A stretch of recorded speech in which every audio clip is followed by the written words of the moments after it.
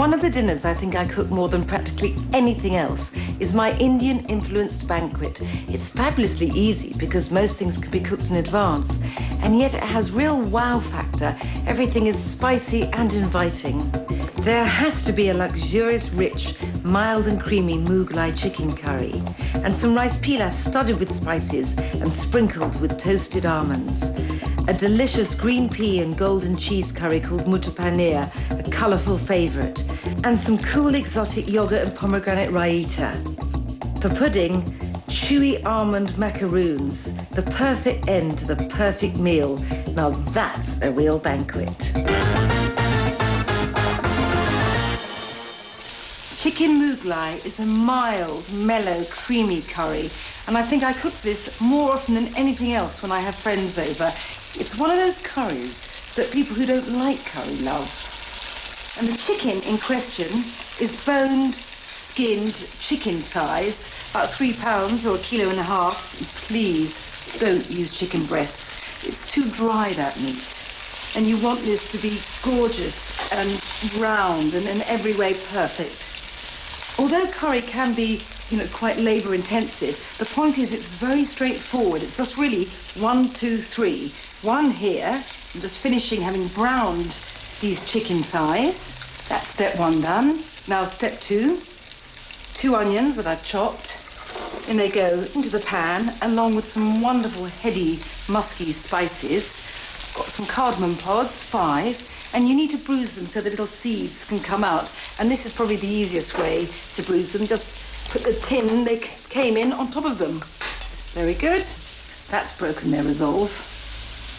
Now, a couple of bay leaves. 4 cloves or so. So that's in a way you can tell that it's quite mellow because cloves are quite strong in a sweet way. And a cinnamon stick, broken in half or in smaller pieces as you wish. Now a little stirring together to soften this before you proceed with step 3. And how hard was that?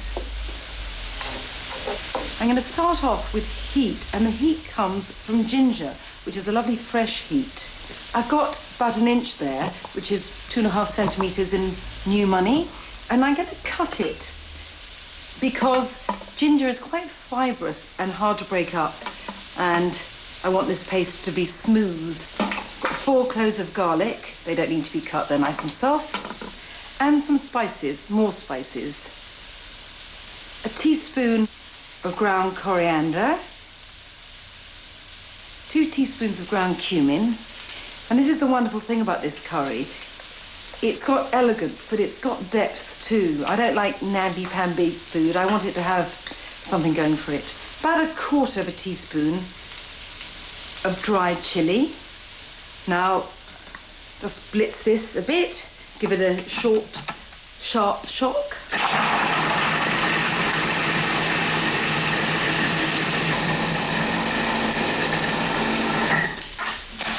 And to finish the paste, some ground almonds. Now the ground almonds give their own slightly scented, flowery almost nuttiness, but also they thicken the paste. And of course, pre-agriculture, almonds were always the thickener because no one used flour. So on top of the 4 tablespoons of ground almonds, 1/2 cup, 125 millilitres of water.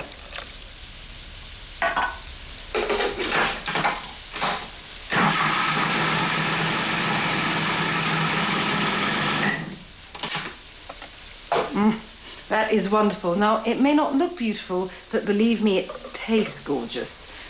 Right, in goes the paste. Quite a runny paste, but I find that easier.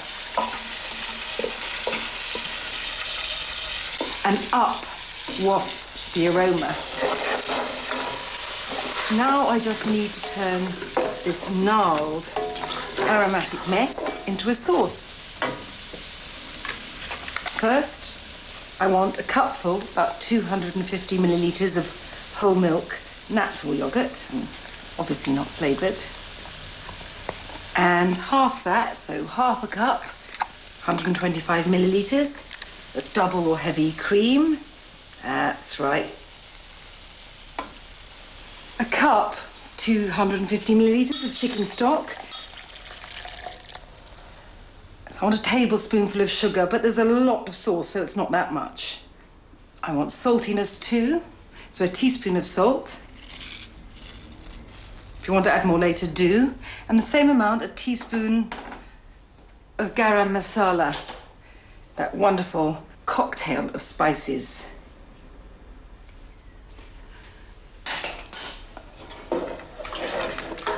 There we are, look at that creamy buff-coloured sauce. And now how these lift my heart. I've got 100 grams here, about a half a cup of glorious golden sultanas. I mean, look at them, like little nuggets of amber. And can you hear how they clatter in now?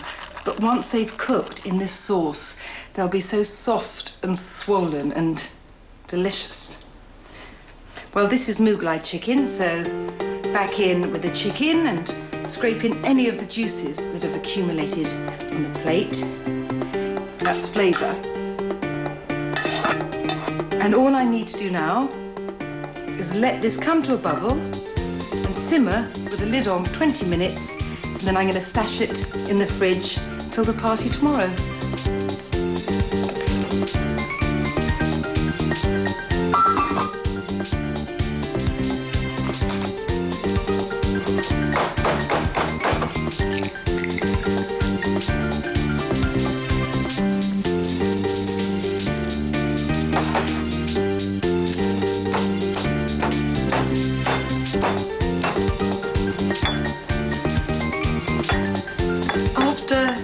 A glorious full-on curry banquet. I don't want anything big for dessert, but I do need some sort of sweet full stop, and my chewy macaroons are just that, and they're very easy to make. Again, I've got the waft of cardamom at the basis of this recipe. I've ground the cardamom seeds up, but you don't have to, you can buy them ready ground. On top of the cardamom go 200 grams of ground almonds, about a couple of cups. On top of that, the same weight, that's about 1 cup, 200 grams of caster sugar, superfine sugar. The final ingredient, a couple of egg whites, and that is all there is to it. I just want everything to mix together until it coheres to a paste, rather like a mortar.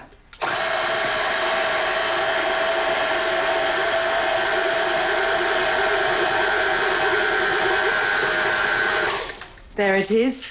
It looks quite soft now, and it is, but the point is I bake these at quite a hot oven for macaroons, so when they're finished they are really dense and chewy. All macaroons are chewy, but these are especially toothsome. And this is how I make them. I like to give a rather wonderful exotic taste by washing my hands, feels almost biblical, first in a bit of rose water, and then roll this paste into roughly walnut-sized patties. I can get 28 out of this amount. Just place them one by plump one on the tray.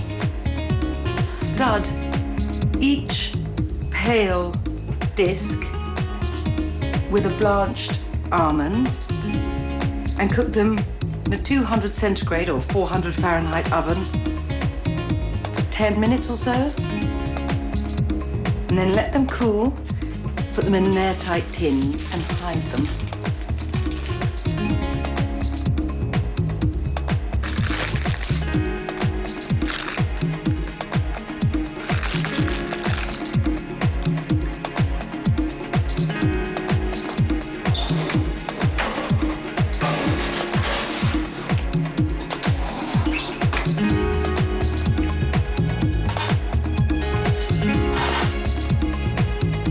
With my greedy family, it is really safer to stash these out of sight in an airtight tin until the party tomorrow.